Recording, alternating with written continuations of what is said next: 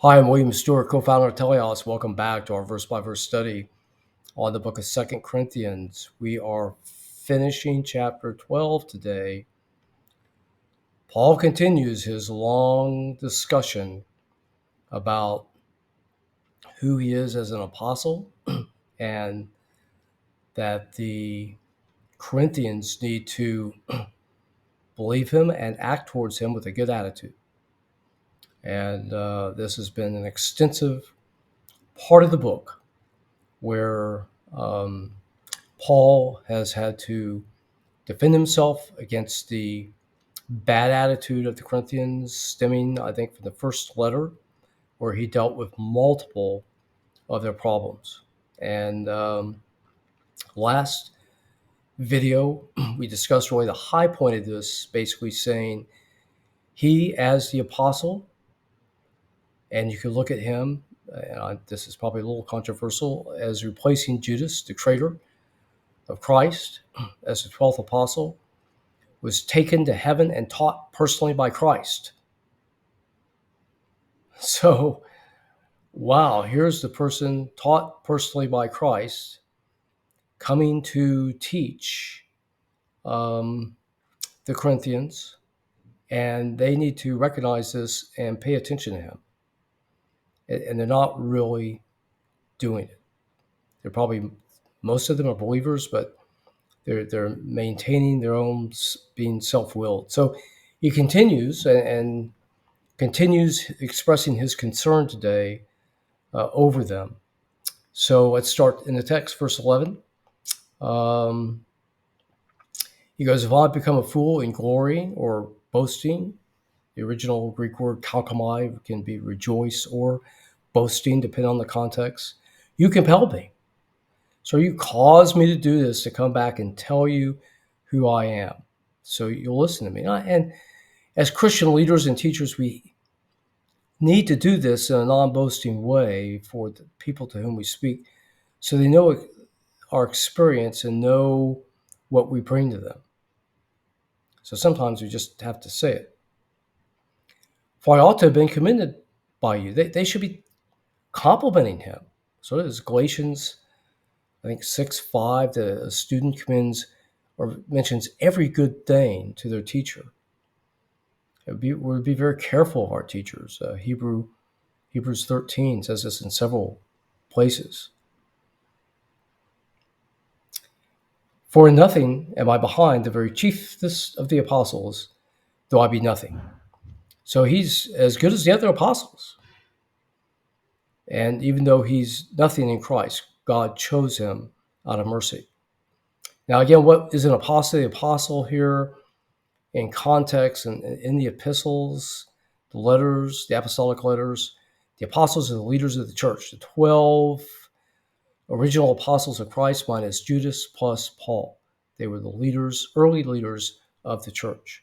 So this is before there was scripture. So these are the people bringing God's word and the meaning of Christ to the Greek world, as well as the rest of Judea and Samaria. And so the Corinthians should have been paying attention to him.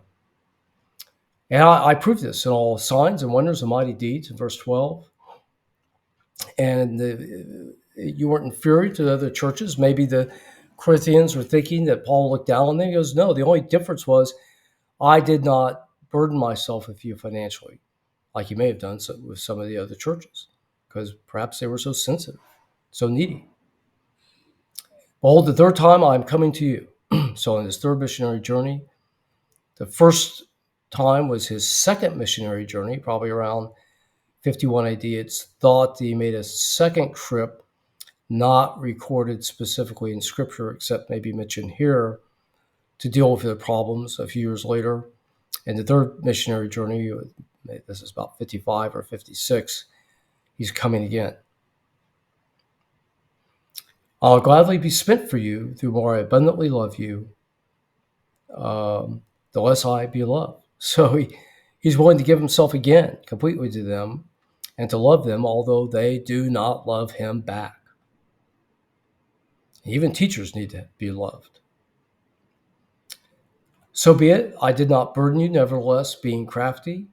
I caught you with guile, and did make a gain. And did I make a gain of you that I sent unto you? So people criticizing him thought that he beguiled them by sending perhaps Titus to uh, take financial gifts on behalf of Paul, take it back to him, where Paul was saying he took no financial gifts. So, but no, he didn't do this either. I desired Titus. I sent a brother. Did Titus make a gain of you?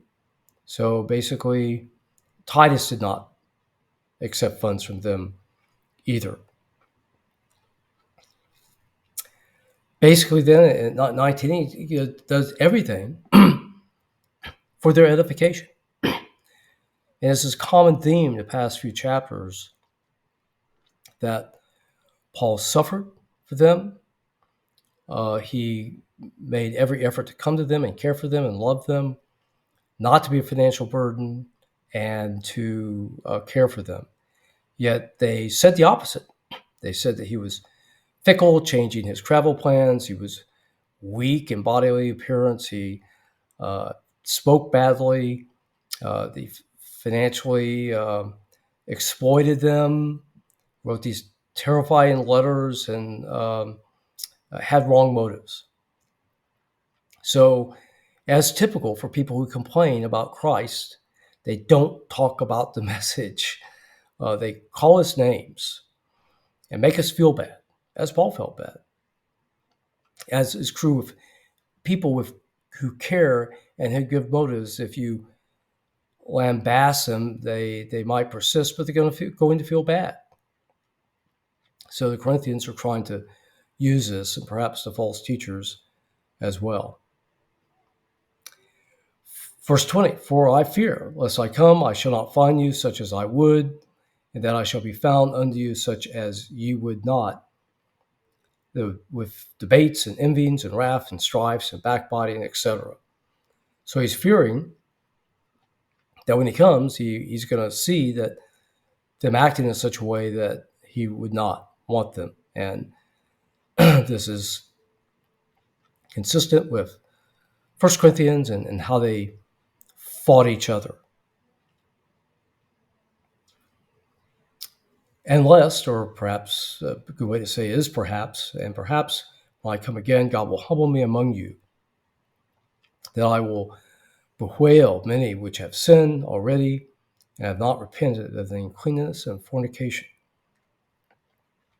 and other sins. So he's hoping when he comes, perhaps he won't be angry, but as their servant leader, he will again urge them to repentance away from their sin.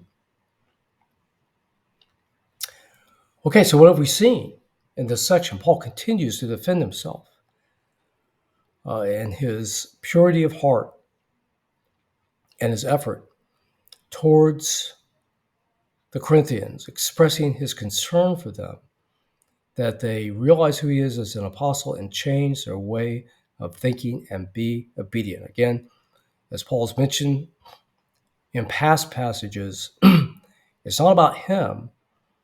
It's just about God and their obedience to God. That's what he wants. And for us as leaders, it's true too. It's not about us. We just want our students to learn and to be obedient, have a fruitful Christian life as servants to them. Okay, we'll go to chapter 13 and Paul's final words next time. Thank you for joining me for this great book, and I'll look forward to seeing you next time.